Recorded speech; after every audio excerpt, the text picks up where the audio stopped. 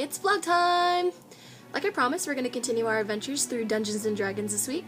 If you read last week's blog, which I referenced to 2 vlogs ago, then you know that this week we'll be covering races and classes.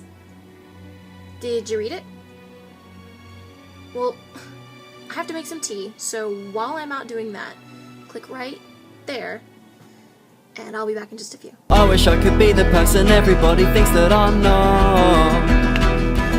Surrender to an image until personality becomes lost. I don't want to be the one who always leaves you out in the rain. Did you read it? Alright, cool, we move on. Anyway, the races and class list in Dungeons & Dragons has expanded since the inception of the series. In the beginning there were 4 races: the human, the dwarf, the halfling, and the elf. The character classes were the same, originally being limited to the magic user, the fighter, and the cleric. The rogue came along shortly after, and it was released close enough that some people consider it part of the original classes. Between you and me?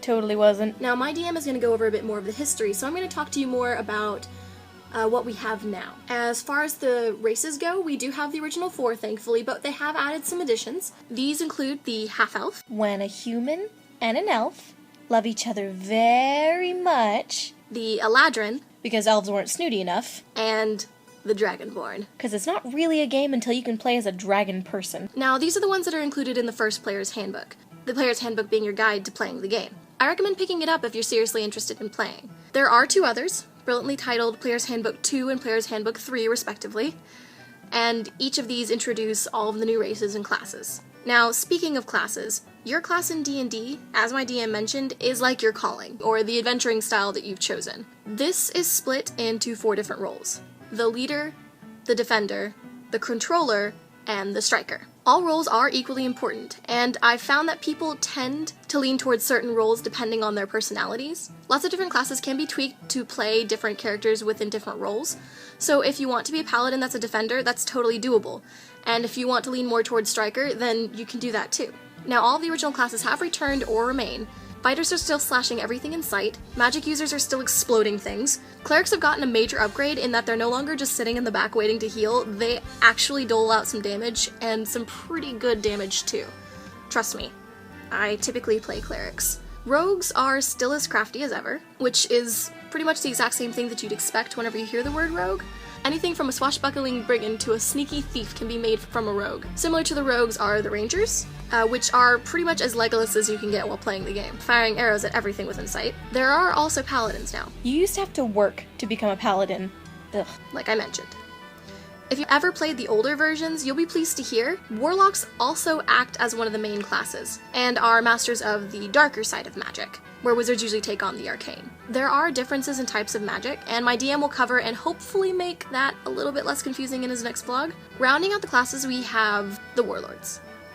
Now, I'm currently playing a warlord in our current campaign, and they're sort of exactly how they sound. Being a warlord is kind of like playing chess with the players and the bad guys. You act as a tactician for the entire team. Now, there's so much more detail to get into these classes that I can actually get into, and these are just the classes in the first Player's Handbook. My DM will go into greater detail on the differences between all of the roles and how they fit into everything, as well as greater detail into the differences between the classes. Oh, and exciting news! Next week, we're going to go over the basics of how to actually play the game, which you should be ready for if my DM has done his job in describing how things work. Then the week after that, I've got a special surprise to round out my D&D vlog set. And after that, I'll probably go on to other things, but that doesn't mean I'll never return to D&D. It's something I find a lot of fun, and if I get a lot of requests, I might go back to it later.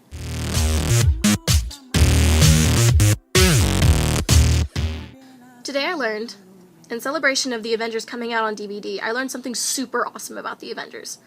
Clark Gregg, who played Agent Coulson, said that he received a text from Chris Evans, who played Captain America, that simply said, "Avengers Assemble," which was inviting Gregg and the other cast members out to go hang out.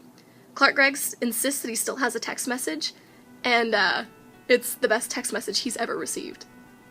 Wouldn't it be yours too?